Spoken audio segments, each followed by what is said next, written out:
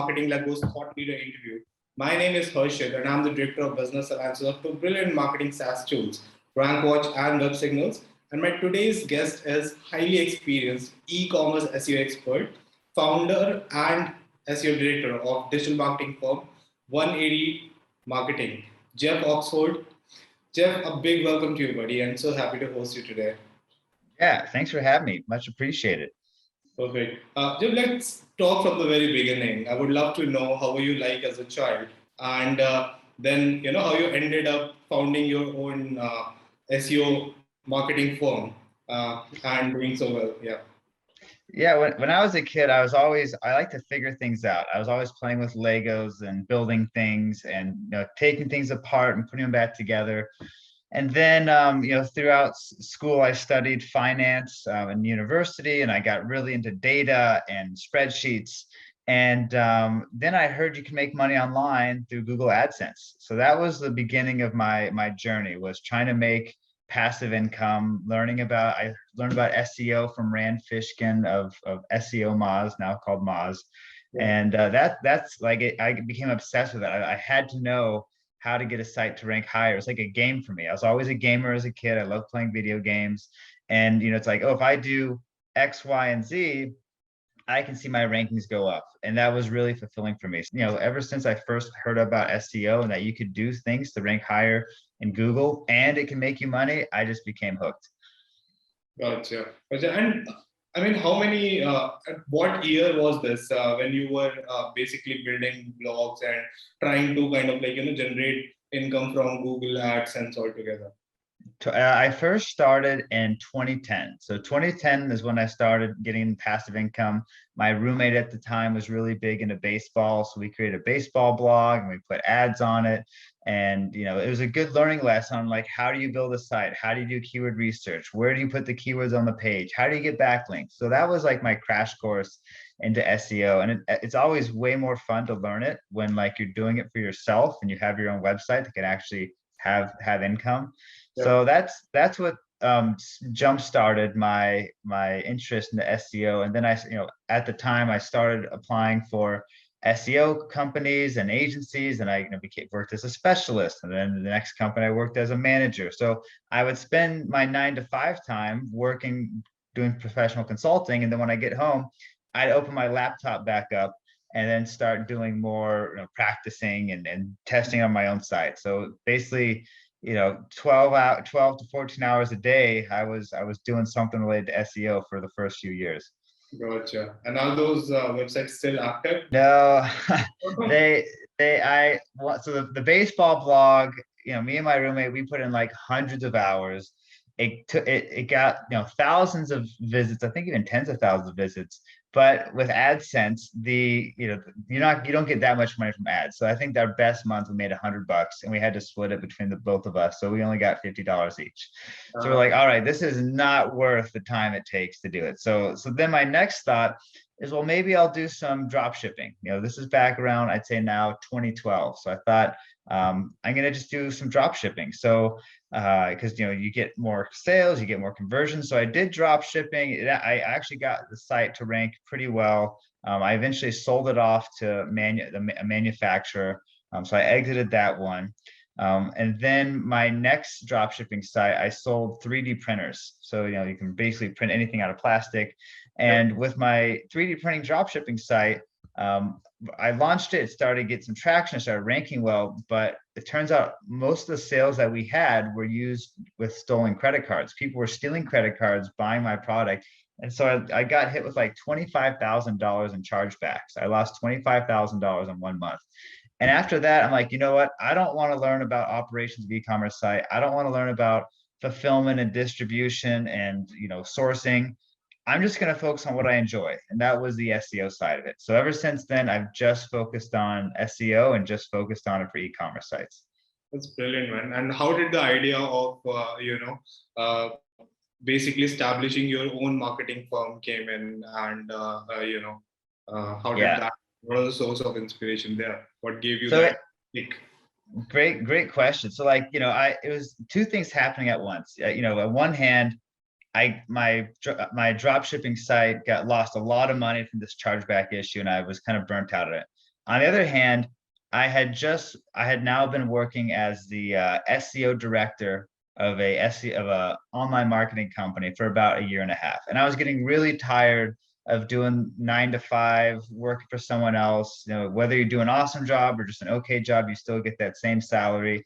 And I just finished reading the 4 Hour Work Week by Tim Ferriss, and it's all about like how to take more control of your life and how to, work your own hours and build passive income. So I'm like, I could easily, I had all this experience working for these agencies. I'm like, I could easily make my own agency and do my own consulting. So it was between all these factors together. I saved up some money. So I want to make sure I had at least 6 months of savings in the bank account. I moved in with my mom to save some money on rent. And I just started my agency and got a few clients, and the rest is history. Nice one.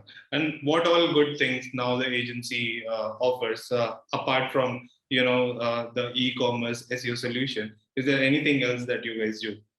So it's funny you asked that. When I first started 180 Marketing, we would do everything. So we would do your SEO, your paid search. We would do social media, conversion rate optimization. You name it, we would do it. And that's simply because I needed clients to pay the bills, and I would take anybody. But as we started getting some clients, I made a conscious decision that I would rather be the best in the world at one thing than just be good enough at all these things.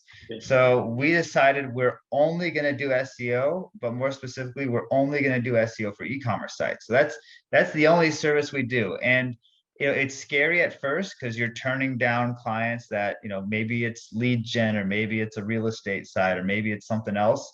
But it's looking back, it's one of the best decisions we could have made, because now we're so further along, and we're such strong experts with e-commerce. We know all the nuances of e-commerce. We've worked with all the platforms.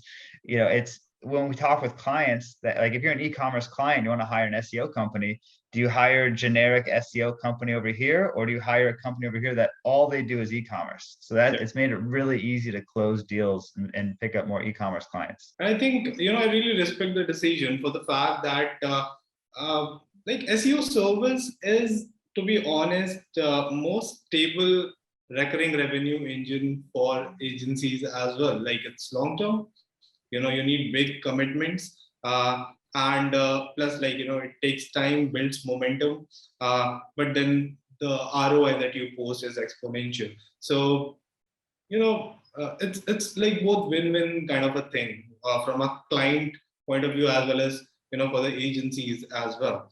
The churn rate, again, like, in SEO industry, like, is pretty, decent compared to It is. The other digital marketing niche altogether. So, yep, makes sense. And do you have, like, because like, you will need developers for SEO implementations too. So do you have everyone in-house, or like how exactly do you operate? Yeah, for implementations, like, obviously basic implementations like changing title tags, making content edits, internal links, that's all easy to do and stuff we do in-house. If some, like, let's say we're doing a technical audit and we find out their URL structure needs to be changed because it's just not SEO friendly at all.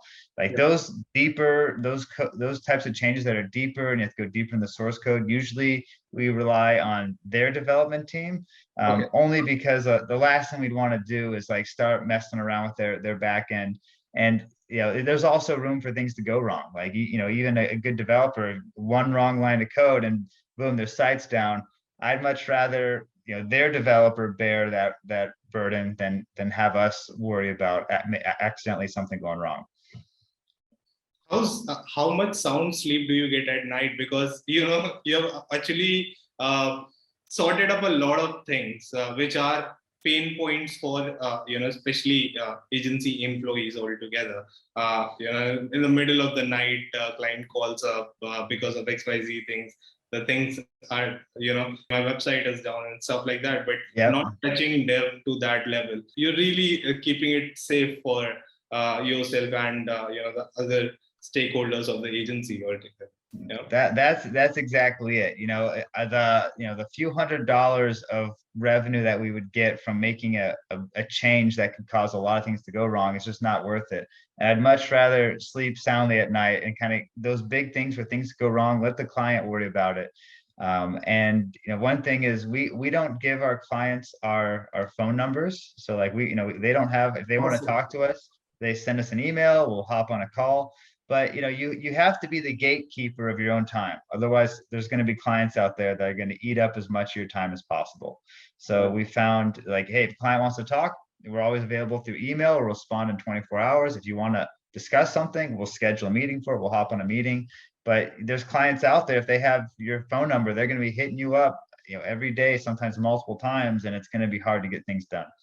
Gotcha. So I would love to know, your onboarding process for clients, and then let's talk about your in and out SEO process altogether for them. Yeah, so like when the client wants to work with us, typically what we do is we'll hop on an initial discovery call. We'll pull up their rankings together. We'll see, what are they ranking for? What are they targeting? What's their domain rating at? Just to get an idea of whether or not we can deliver a positive ROI for them. So that's the biggest thing. Like we only want to take on clients where we can give them a return on their investment. So if we look at their keywords and it's way too much it's very high competition, then we're probably not going to want to, we can work together, but it's going to require a lot more resources. Or what if we look at their target keywords and there's no search volume? Well, even if we got them ranked #1, it's not going to drive traffic and revenue. So we want to make sure that we're a good fit before we even take on the client. And we do that with like an initial discovery call. Gotcha. And how much time do you usually spend into the analysis, during that stage altogether? Like, before maybe, or just right after your discovery call and trying to prepare a proposal for your customer. So you need initial analysis, right? So yeah, exactly. So what I just described, kind of the initial ROI feasibility analysis, it's just a call where we look at their hrefs and rankings together. That's usually 30 to 45 minutes. And then let's say there's enough, let's say we're looking at their rankings, we look at the search, we're like, okay, like this is feasible, we can bring you a positive ROI. Then I'll spend a few hours doing an initial audit of their website. I'll find all the main opportunities, and from that, I'll build a customized SEO plan just for their site. So, for example, I like to break it up where pretty much everything in SEO can be broken up in a few buckets. You got your typical on-page SEO, link building, and content. And so I will build a plan based on their needs. So, for example, a really established website might not need more backlinks, but maybe they need more technical SEO, on-page SEO, and content. Or if it's a newer e-commerce site that's getting started, that's on Shopify, maybe their on-page SEO is pretty good and there's not any technical SEO issues, but maybe they need a lot of link building. So depending on how far along the client is, will dictate how much link building we do, how much content, how much on-site, and then we build a custom plan based on what the client actually needs. Gotcha. And I'm sure, based on to the client's goal as well, you must be calculating some or the other ROI, for them as well. When will they achieve the breakthrough, and then the positive ROI altogether for the investment that they're making with the agency, right?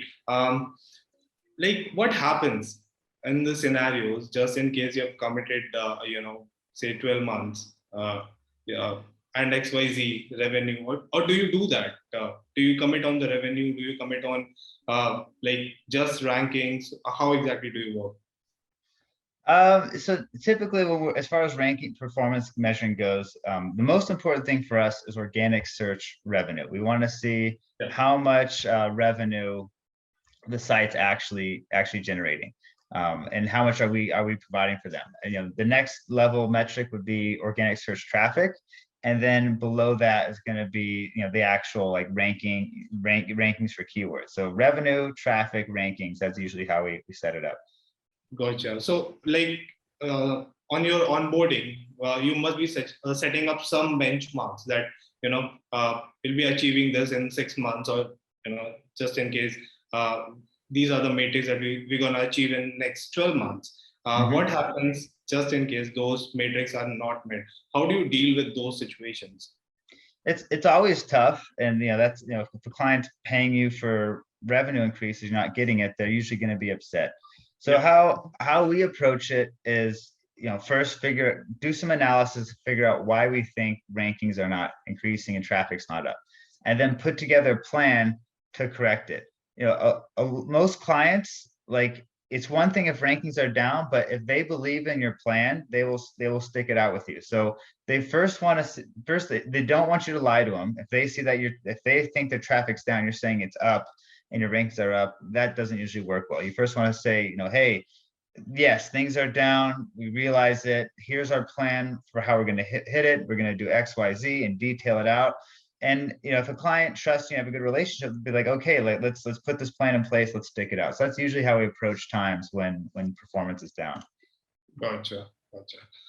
Let's talk about the latest Google's update, Google product review, and how exactly it is impacting e-commerce sites. So it definitely, it doesn't impact all e-commerce sites, but let's say you're a reseller. Maybe you don't manufacture your own products, but you're reselling other products. Right. If that's the case, then you might have some articles doing product reviews. You might say, hey, what are the best laptops of 2022, or what's the best basketballs, whatever you sell. When you're doing those reviews, you want to make sure it's legitimate as possible. Instead of just copying and pasting stock photos from the manufacturer, you want to take your own photos. You want to have information about who is the person that actually wrote this review, what's their expertise, and why are they qualified to do this review. What they're trying to avoid is people just going to the Amazon product page, summarizing the description, summarizing the reviews, and trying to make something out of that. They want something unique and insightful that no one else has. Gotcha. Any other latest trend around e-commerce site in SEO basically? I'd say, let's see, with e-commerce, we had the page experience Core Web Vitals update within the last 2 years. So that was big, where it's rare Google actually announces a new update, but they did announce, hey, we're gonna start tracking Core Web Vitals, and this is gonna be a ranking factor. So that was very difficult for e-commerce sites, because if you have a usual content informational site on WordPress, you don't need as much JavaScript and advanced code, and you can usually get a site to load pretty fast without worrying about Core Web Vital scores. But for an e-commerce site, you're going to need all your tracking scripts for your Facebook campaigns, your Google campaigns. You're going to need your live chat bot. You're going to need, there's so much more code that goes into an e-commerce site that's very difficult to pass Google's Core Web Vitals. So a lot of people get paranoid about it. They think their Core Web Vitals need to be perfect. Realistically, as long as your pages aren't slow and are decently loading, it's fine if you don't pass Core Web Vitals. And we see so many sites that can rank really, really well, even though they don't pass Google's Core Web Vitals. Gotcha. And which platform would you recommend? Because I know for the fact, Shopify or Magento sites, it's usually difficult to match really high standard when it comes to Core Web Vital. And to be honest, because you understand technical SEO so well in Shopify, and then even on Magento as well, there are certain limitations, right? When it comes to solving the technical SEO things, it's not 100% possible. It's not that, just like you mentioned, it's not, they do not provide that level of flexibility that a WordPress site would do. Yes. So what's your favorite platform when it comes to SEO friendly? For me, I have the top tier of platforms that I like to work with. So for example, for me, Magento to Shopify, WooCommerce, BigCommerce. Those 4 platforms are probably the most SEO friendly e-commerce platforms to work with.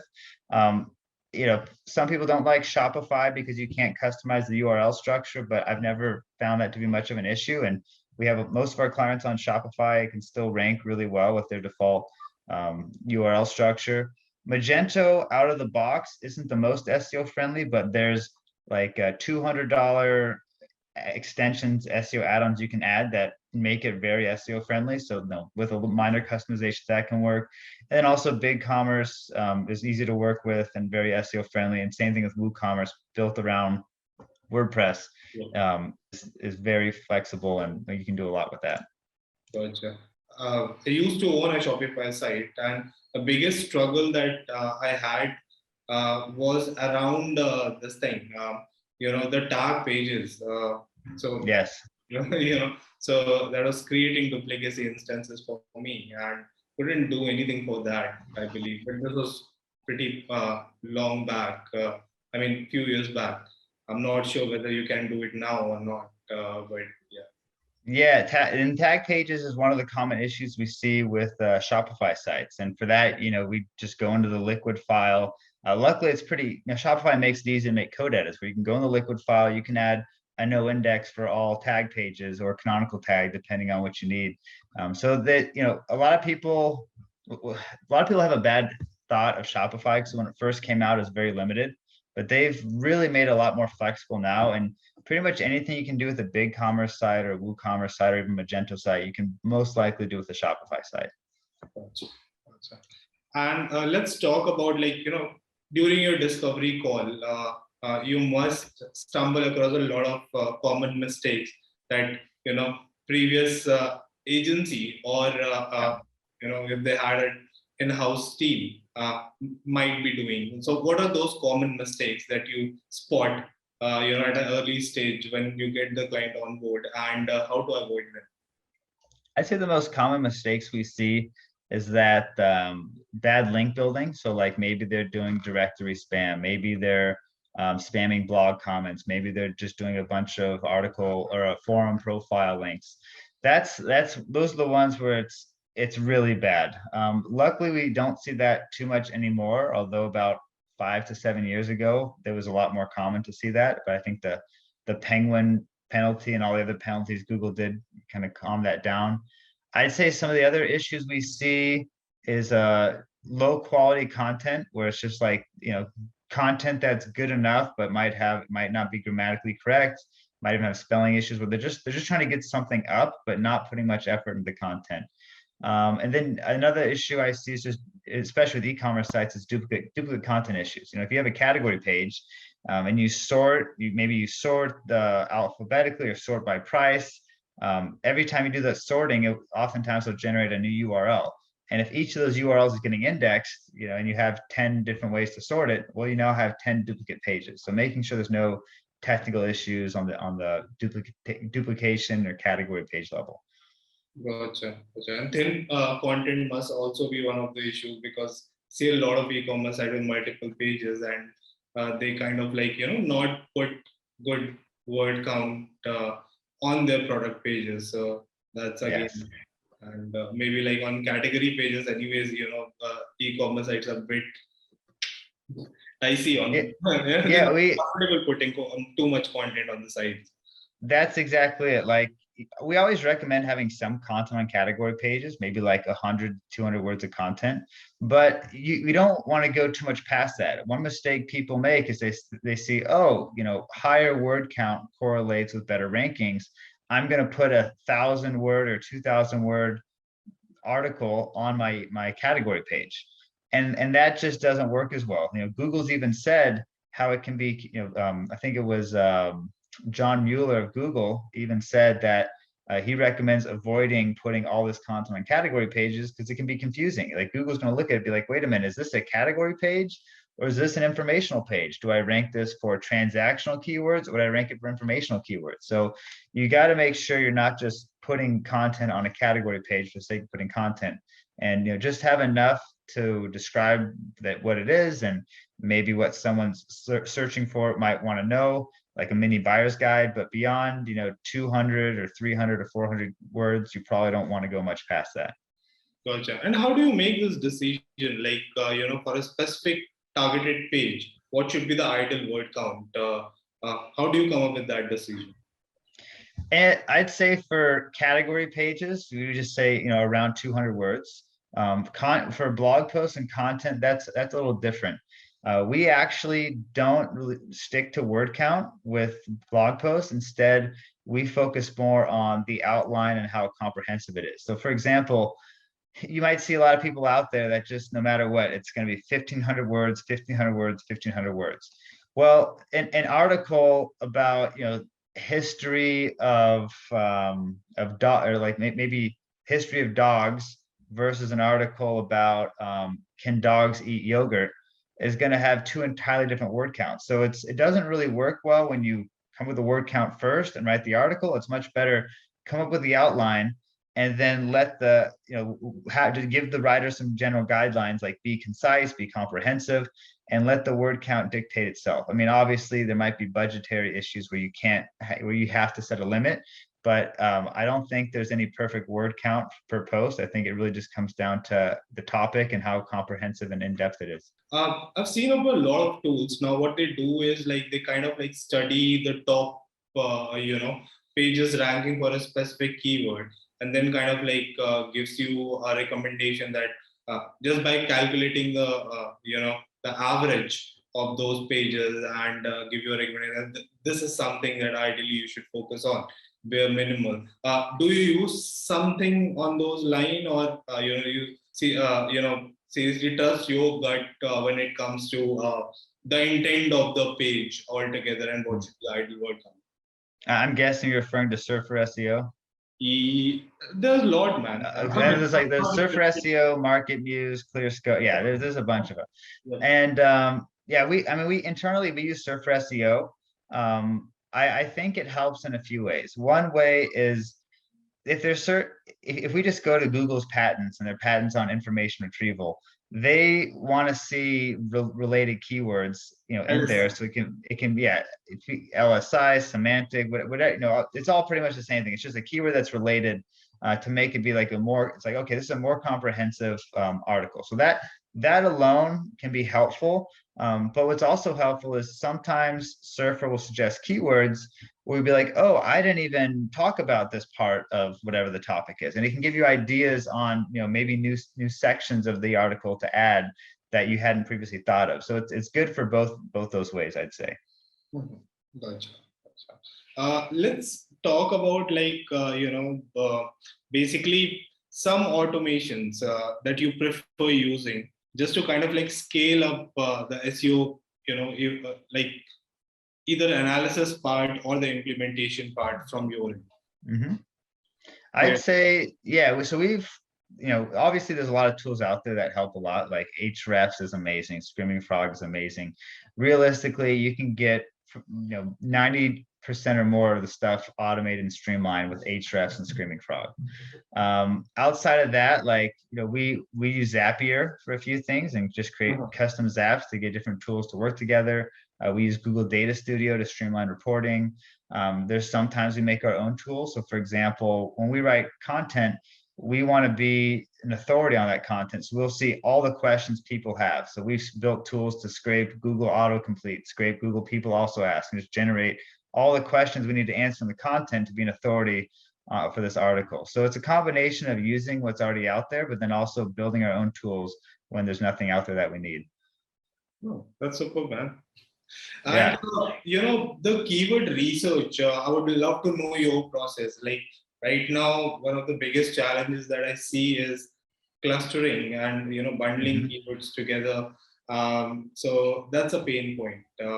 Do you have, and it's like it requires a lot of human touch. Like automation is something which is not that that great. Even though there are few tools out there in the market which do a certain limit of job, when it comes to automating this particular process. But I would love to know how exactly do you go about it, and how much time do you spend on an average per client, just to kind of like have that long, exhausting, list of targeted keyword for them. So for the longest time, our process was, I'll go back like 8 years. I'm going to show you how our keyword research process has evolved over time. Back in the day, our process was, let's find all the keywords on a site, and let's find all the keywords we want to target. So we'll do lots of keyword research, and then we'll map all those keywords to pages. That's kind of what you talk about clustering. It's like, okay, all these variations of laptops, so maybe it's like laptops for sale, best laptops, all those are going to go to one page, and everything about like Dell XPS 15, Dell XPS, all those are going to go to another page.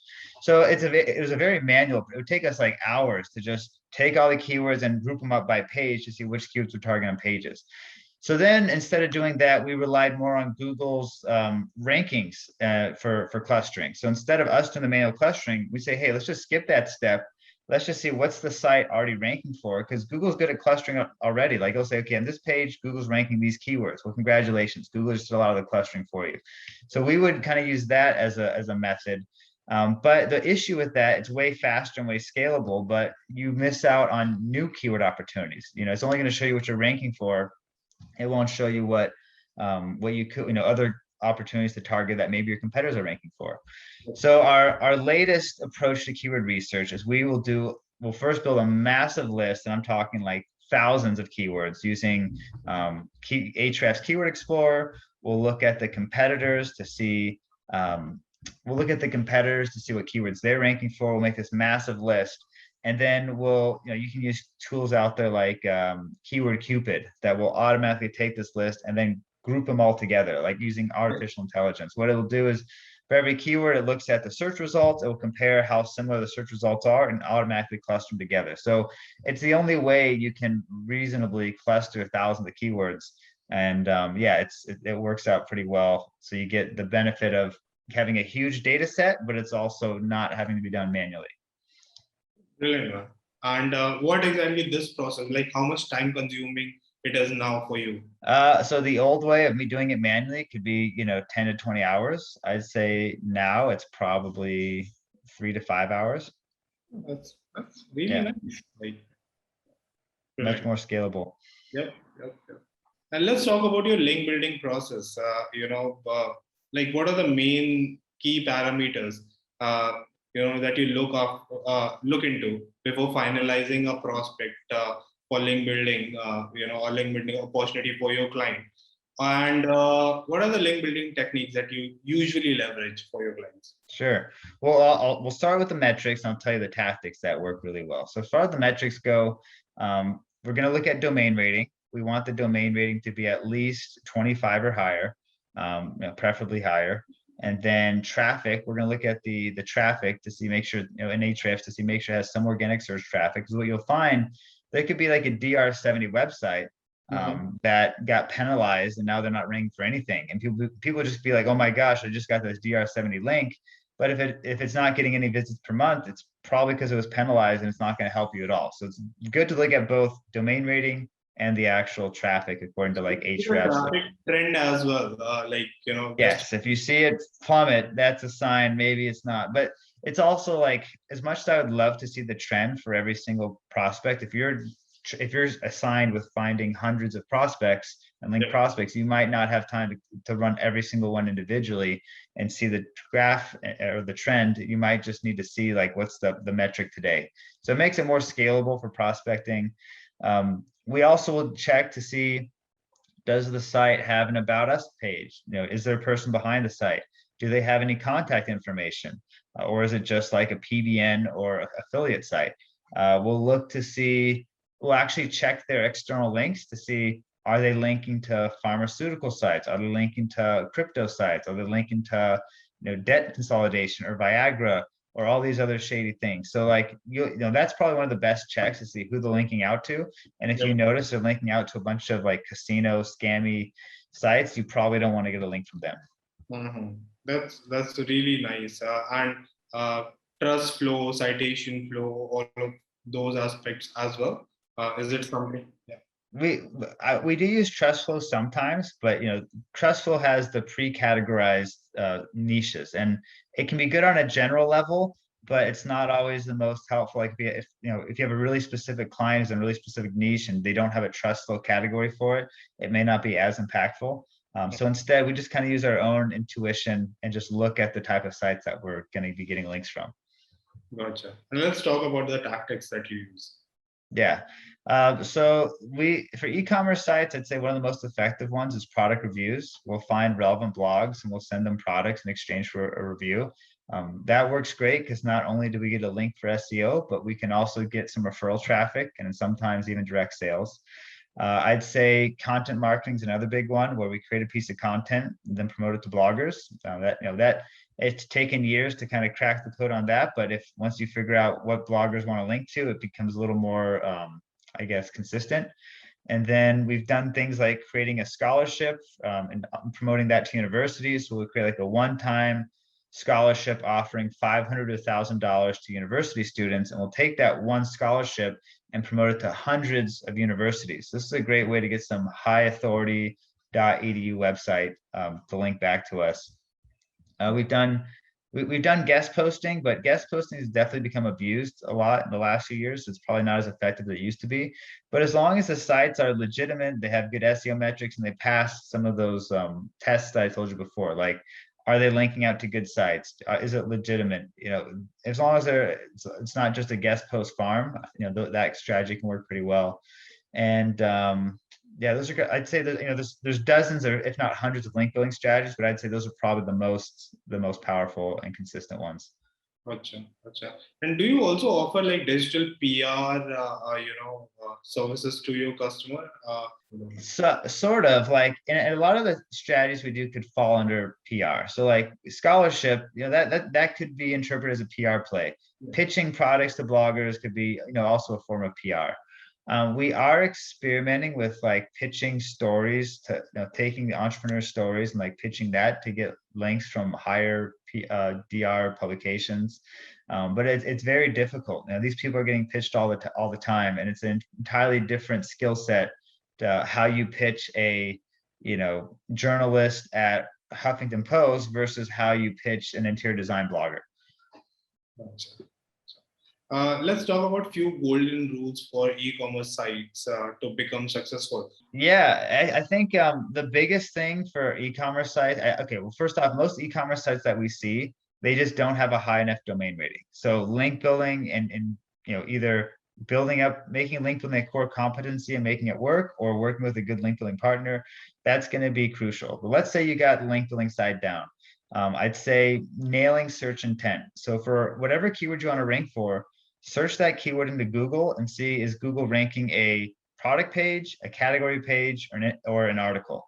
I see so often that somebody's trying to push a category page for a keyword when you look at the search results and it's all articles. You're never, if you look at page one and it's all articles, doesn't matter how well optimized your category page is, Google's determined it's not a good search, it's not a good fit for the search intent, you won't rank well. So getting search intent correct and going with the grain on Google, and if they're showing one thing, focusing on that, it can work really well. Targeting low competition keywords is going to be another one, especially if you have a lower domain rating. So really prioritizing. And I'd say in general, with an e-commerce site, many e-commerce sites have hundreds, thousands, maybe even tens of thousands of pages. Prioritization is very important. When you have all those pages, you have to determine what are the few that can bring most revenue, and you don't want to go down the rabbit hole of focusing on pages that probably can't drive much revenue and aren't worth focusing on. So really taking time to prioritize and determine which pages are important, and then putting your efforts there. Gotcha. Anything that you use, like because schema markup plays a very critical role, especially on e-commerce site. Any tool that you use to kind of like scale that process up for your clients, or do you still kind of like do the manual? Yeah. So for e-commerce sites, it's mostly going to be on the product pages where you want to have price, review information, all the other information about it. And doing it manually is very tedious. So instead we rely on apps or extensions. So Shopify has some good apps or extensions, Magento does. But a lot of times you can just make one core edit to the site template in the code, and that will scale it across all the sites. All the pages. So that I'm with you 100%. You don't want to do it manually. Either make that one change in the template where it's algorithmic across all product pages, or if that's too difficult, look for an app or extension that can do it for you. Gotcha. And is like orphan page a problem for e-commerce site? That is something a usual site for you, or is it not? If you're going to have hundreds or thousands of product pages, it's very possible that a few might end up as orphan pages. And if a page is orphan, meaning it doesn't have any internal links to it, then it's never going to rank well. Basically, the more internal links to a page, you're basically saying how important is this page to you. If it's linked from your home page and it's in your top nav, you're making it very visible. But if this page is buried deep in your website or orphan, then it's basically telling search engines it's not that important, and as a result, it won't rank well. Gotcha. And any preferred internal linking strategy, that you mostly leverage? Because what I've seen in e-commerce business, like most of the money making pages, definitely they don't have the natural tendency to get a backlink, right? Yes. So a lot of people use. I mean, internal linking is something which is if you do it right, you can still pass the juice to your main money making pages and get them ranking higher on. So what strategy do you have for that? Yeah, it's for internal. So yeah, you're right. With backlinking, it can be tough. So for internal linking, there's a few guidelines that we always follow. So first off, your home page is going to be your most powerful page, 99% of the time. So if there's a product or category that you want to rank higher, add a link to it from your homepage. Next is using a tool like SEMrush or Ahrefs or Moz. You can see which pages in your site have the most link juice or page authority or URL rating. Go to those pages and you can add internal links to your most important product pages or category pages. You can even take it a step further. Let's say you have a piece of content, like earlier I talked about creating a scholarship page and promoting it for backlinks. Let's say you have a scholarship page that's gotten dozens of backlinks from universities. What you can do is go to that scholarship page, add internal links to your most important product pages and category pages, but then also remove the top header and footer, so that now instead of all that link juice being spread across dozens of pages, it's now just going to like a handful, maybe 5 or 10. And so each of those links is going to be way more powerful, especially instead of being a top nav element, it's in the body itself. And that can have a positive impact on rankings as well. That's clever, man. Let's talk about one of the most successful case studies, where you've done wonders, with the SEO wisdom, and what matrix, if you can share a few to back. Yeah. So I've been doing this a long time, but I've always been too busy to publish a case study. I finally got around to publishing a case study last month. So after 10 years of doing this, it took me 10 years to publish a case study, but it was on gloves.com. And the whole write-up is on the 180marketing.com website if you're curious. But basically, gloves.com, when the domain got acquired, and there was pretty much nothing on the website. It wasn't being used. It was like a DR2. So we're starting from scratch. And with them, they're selling disposable gloves and nitrile gloves and latex gloves. And so we did a lot of keyword research to see which pages do we need to have and find all the long tail variations. So maybe you have, latex gloves, and then we found people were searching by color. So blue latex glove, purple latex glove, black latex gloves. We saw those people searching by industry. So, food industry, tattoo for food, for chefs, for tattoo artists, for whatever. So we found all the ways people were searching for it and kind of built out the sitemap that we need to have in place to rank well. Then they were on Shopify, so we did a technical audit to see if there's any technical issues and cleaned up. There's a few issues with broken links and canonicalization, so we got all that cleaned up. Then we created optimized content for all their top category pages. We did a bunch of blogging to increase their topical authority. So we did research to see what questions do people have about these products, and then we wrote dozens of articles to answer those questions.